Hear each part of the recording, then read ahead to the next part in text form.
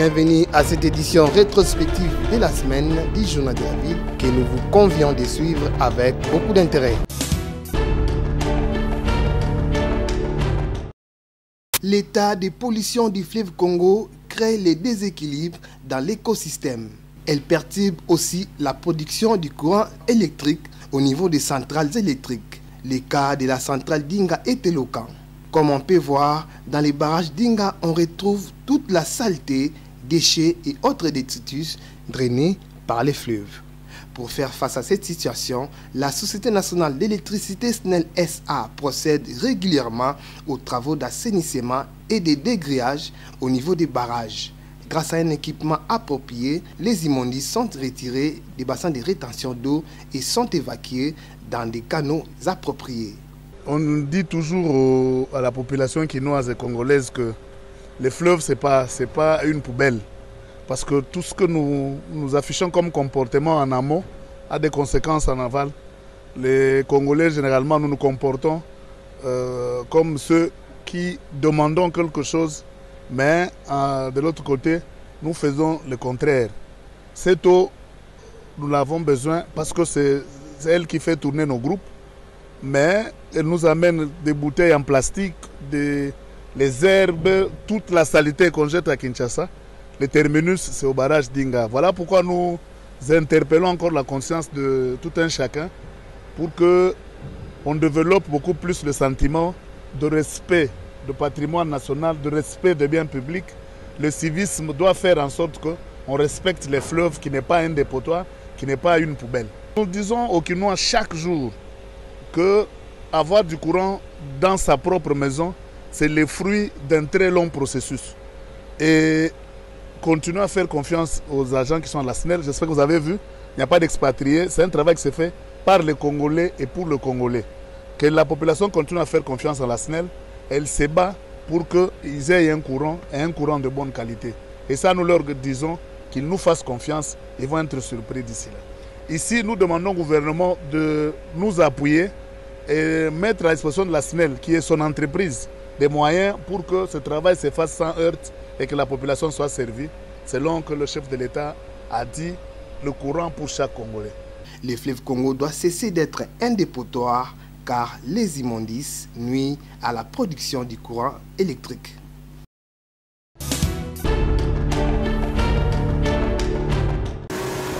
Conflit Tekeyaka. Le cardinal Fridolin Ambongo, évêque de Kinshasa, revient d'une mission pastorale de réconfort à la population de Kwamout et ses environs.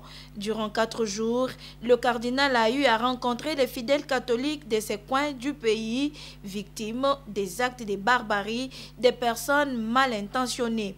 Pour le prélat de Kinshasa, il est urgent que les autorités du pays trouvent la solution à ces problèmes car l'insécurité est à la porte de la capitale.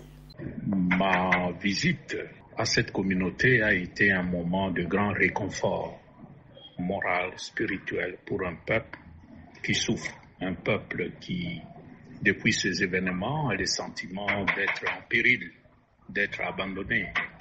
Les activités économiques sont pratiquement paralysées et c'est clair que l'autorité du pays doit faire quelque chose pour que cette situation puisse se débloquer. Parce que ça peut avoir des conséquences au-delà de ce que nous entendons. N'oublions pas que Kwamout, c'est la porte d'entrée de Kinshasa. Tout ce qui est navigation sur le fleuve. Toutes les eaux du pays passent par Kwamout, soit par le fleuve venant du nord, soit par la rivière Kwa, qui ramasse toutes les eaux du Kasaï, de Kwilu, de Kwango, etc., ou du Maïndombe. Tout ça, ça passe par Kwamout. Et s'il y a insécurité à cet endroit aussi stratégique, ça peut avoir de lourdes conséquences sur Kinshasa. Il y a de graves questions de sécurité dans cette partie. Et la nature de cette insécurité, il faut d'abord décortiquer pour mieux connaître les contours. Parce que c'est une affaire beaucoup plus complexe qu'on ne le croit.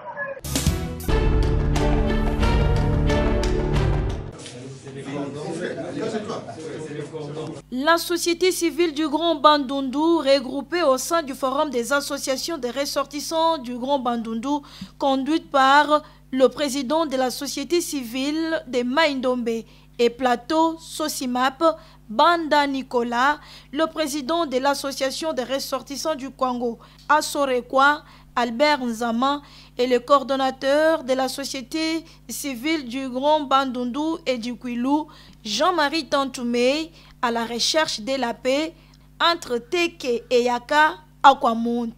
Voilà ce qui justifie sa rencontre ce samedi 24 septembre 2022 avec le roi Mini-Congo Kavabioko Zombi, qui a reçu mission de la part du chef de l'État Félix-Antoine Tshisekedi Tshilombo pour réconcilier les deux peuples Teke et Yaka, habitués à vivre ensemble dans la paix, mais qui s'entretuent à cause de la redevance coutumière.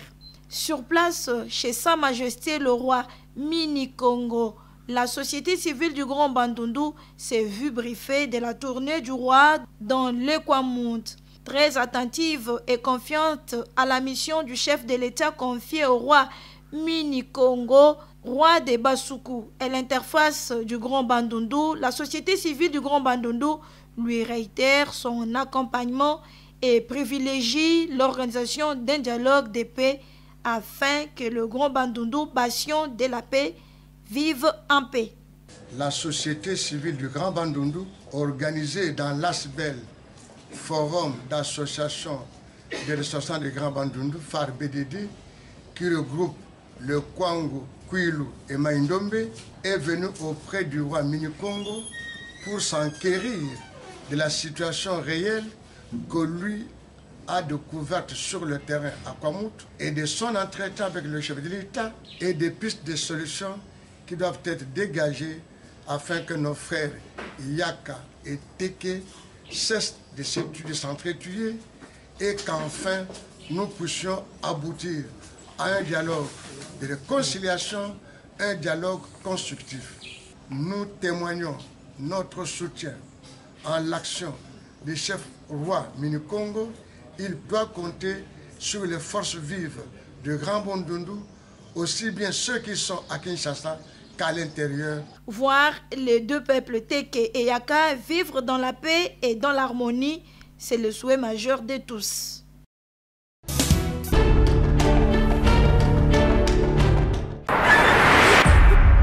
La situation sécuritaire dans l'est de la République démocratique du Congo, les conflits Teke-Yaka dans la province de Mai-Ndombe, Jean Mangalibi, acteur de la société civile, demande aux autorités congolaises de changer de stratégie. Moi, j'ai toujours été choqué de voir la manière dont, je dirais, les restes de la République démocratique du Congo, à commencer par la ville de Kinshasa. La vie que nous menons, sans se soucier de ce qui se passe à l'Est. On se souviendrait à l'époque d'Harry Super son âme. On a eu à faire un élément où j'ai eu à dire ceci. Nos frères, la situation de l'Est, nous devons changer notre approche sur la manière de vivre. Parce que nous avons affaire à une population qui sont rusées, à commencer par leur président. C'est ce qu'on a en train de vivre aujourd'hui dans les Mai-Ndombe. Moi, la question que je me pose, ceux qui sont venus avec les vaches, depuis tous ces temps-là, on disait que c'était des militaires rwandais. Je veux bien à l'époque, on avait encore, on connaît la situation du pays, comment c'était dans le passé. Maintenant c'est différent, les choses ont changé. Mais pourquoi nous ne vivons pas dans les rémas de Dieu? Parce qu'on a les rémas, qu'est-ce qu'on fait? On anticipe. Parce qu'il est choquant et curieux de voir qu'on n'a pas fini avec l'Est, on est maintenant dans les Mai-Ndombe, aujourd'hui pas à la porte de Kinshasa. Je crois parmi les stratégies à mettre en place, il faut pousser la population à l'autodéfense. Kabila l'a fait à son époque. Ça avait freiné ne fait l'avancée. Mais si nous devons continuer à fonctionner tel que nous sommes en train de fonctionner maintenant, ceux qui ont eu la garde de gérer ce pays, non seulement on met la population en danger, vous mettez aussi le pouvoir en danger. Alors s'il vous plaît, réveillez-vous. Prenez conscience. Si on a toujours dit la diplomatie n'est pas mauvaise. Mais il arrive des fois, il faut affronter. Et la question que je me pose, l'ambassadeur du Rwanda au Congo, c'est quoi? Jean Mangalibi interpelle les élus du peuple sur l'amour de la patrie. Aujourd'hui, pour les élus du peuple, je ne sais pas ce que je peux dire. Parce que depuis qu'ils sont là, je n'ai jamais vu une loi qu'ils ont fait passer pour que la population se retrouve. Quand je vois le niveau de la spoliation des autorités, au Pétain, c'est passé, on a écrit au chef de l'État. Ce sont eux qui devaient dire au chef de l'État, il prépare un moment pour dire que tel site est spolié, tel site a un problème, tel site a un problème. Quand le président parle du Congo pays solution, il ne ment pas, c'est une réalité. Mais on a besoin des députés, des ministres, toute personne qui a la grâce d'avoir un carré de pouvoir dans ce pays puisse être intègre, avoir réellement l'amour du pays, afin de permettre au Congo d'être réellement ce pays solution. La patronne de la justice en République démocratique du Congo, Rose Mutombo Kessé, a procédé ce mardi 26 septembre 2022 dans l'enceinte du palais des justices. La cérémonie officielle de remise d'équipements destinés aux fermes pénitentiaires et à la réinsertion socio-professionnelle des détenus. Elle a remercié les partenaires de la RDC qui prouvent à suffisance l'intérêt qu'ils portent à l'action du gouvernement congolais, particulièrement dans les domaines de la justice. Je saisis cette occasion pour remercier particulièrement et vivement le programme des Nations Unies pour le développement et l'ambassade de Suède pour ce geste qui traduit la volonté d'accompagner le ministère de la Justice dans la réforme déjà amorcée pour la modernisation de notre système pénitentiaire. Pour terminer ce court propos, je rassure les uns et les autres que ces matériels seront utilisés en bon père de famille et produiront les résultats escomptés. Rokia Yedjenge, représentante résidente adjointe au programme, a déclaré: Le PNUD appuie le gouvernement de la République démocratique du Congo à travers le programme conjoint des Nations Unies d'appui à la réforme de la justice qui vise à accompagner les efforts du gouvernement de la RDC dans le renforcement de l'état de droit, les réformes en matière de gouvernance et de lutte contre l'impunité dans une perspective de stabilisation et de développement du pays. Il s'aligne sur les stratégies politiques et politiques nationales ainsi que les cadres stratégiques et programmatiques des Nations Unies. Ce programme est mis en œuvre dans 4 zones d'intervention: Kinshasa, Tanganyika, Kasaï central et Nord Kivu. À travers cet appui constitué principalement des engins et outils agricoles, des équipements, des boulangeries et pâtisseries, savonneries et menuiseries d'une valeur de près de 600 000 $ américains, un pas de plus est marqué dans l'objectif ambitieux de la modernisation de l'administration pénitentiaire.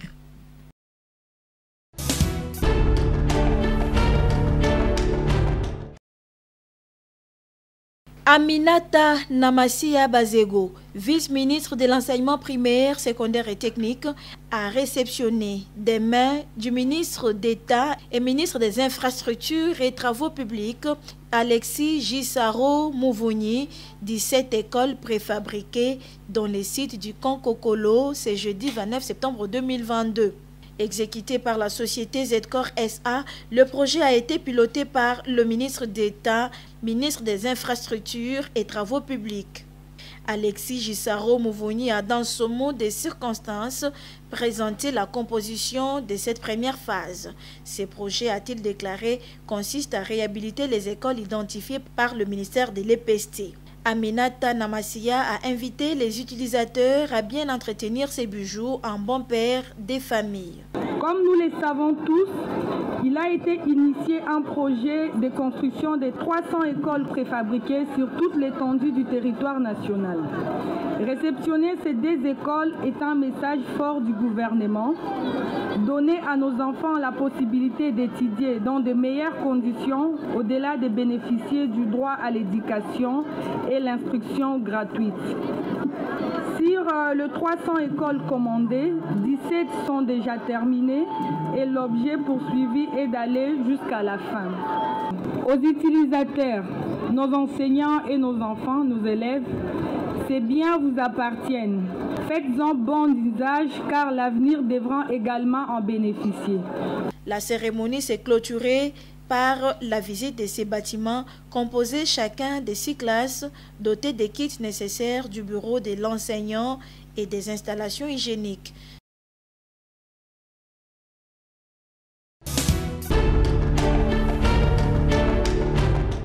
Le parti politique ACT, Action congolaise pour la tolérance et l'égalité, parti cher au professeur Michel Balabala Kassongo, consulté ce mercredi 28 septembre 2022 par la commission d'intégration et médiation électorale CIME suite à sa concertation lancée en faveur des acteurs des partis politiques et sociaux sur les questions brûlantes de l'ère, à savoir la situation sécuritaire dans l'Est et sur l'étendue du territoire national, ainsi que le processus électoral en RDC.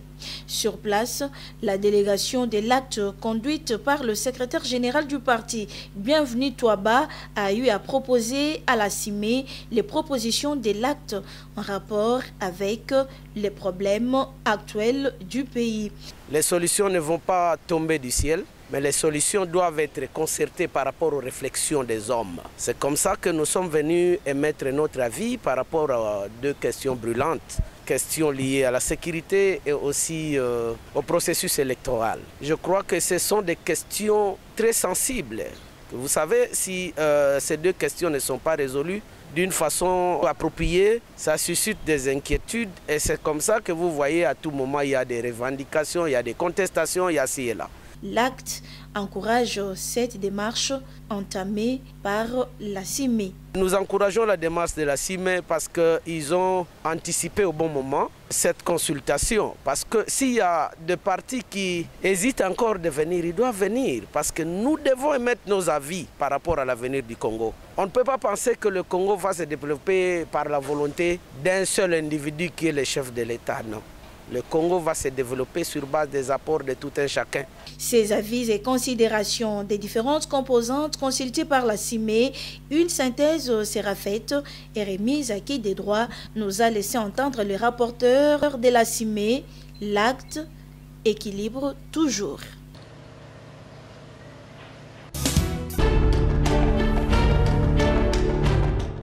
L'humanité célèbre le 26 septembre de chaque année la journée mondiale de la contraception.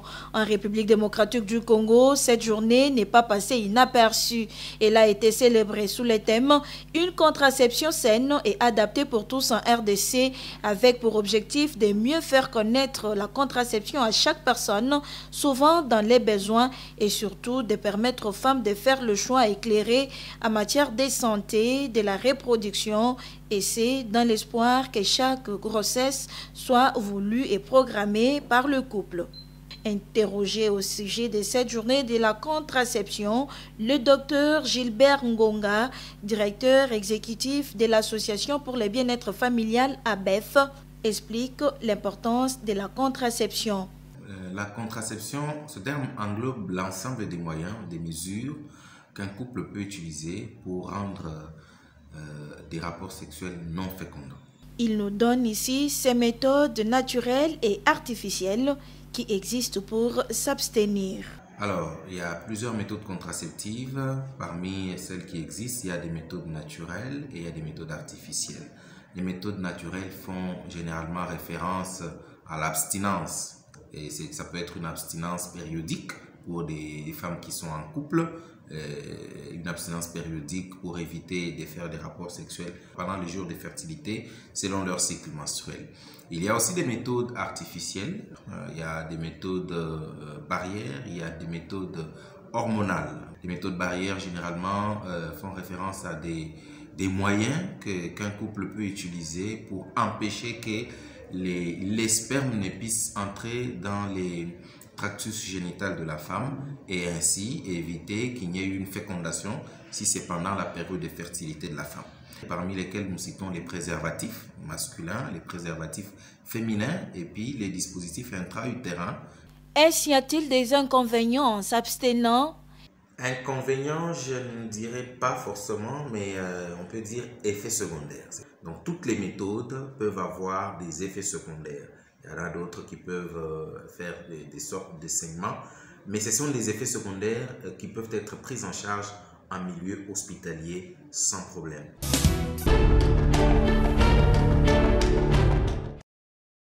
Les maniocs, cet aliment consommé par la plupart de la population congolaise, peut être utilisé de plusieurs façons. D'abord comme semoule ou comme farine sans gluten, ensuite comme légumes car les feuilles au-dessus de la plante peuvent être broyées pour fabriquer du pondu, un aliment traditionnel en RDC. Les maniocs peuvent également être utilisés pour fabriquer la chikwang. Madame Zona Mungu, maraîchère à la plantation de Maluku, nous explique ici les différentes étapes de la plantation jusqu'à la récolte de ces produits.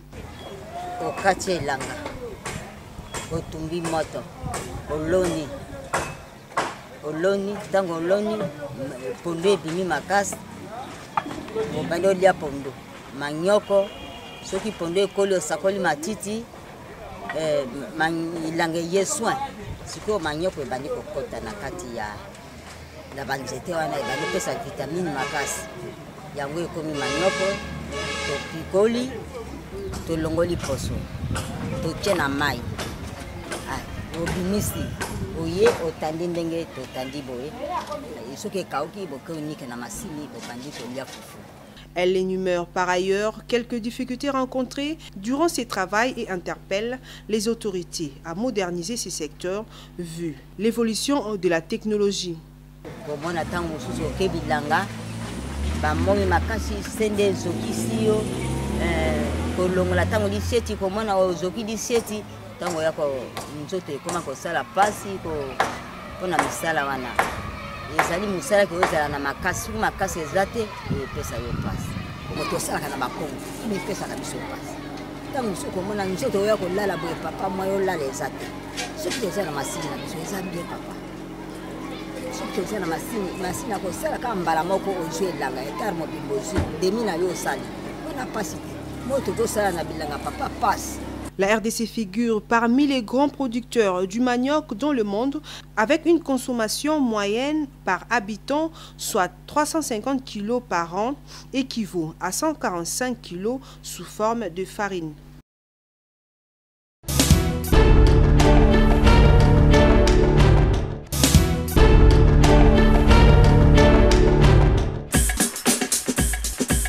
Fin de cette session d'information rétrospective de la semaine du Journal de la Ville. Merci de nous avoir suivis et déjà, nous vous disons bon début de la semaine.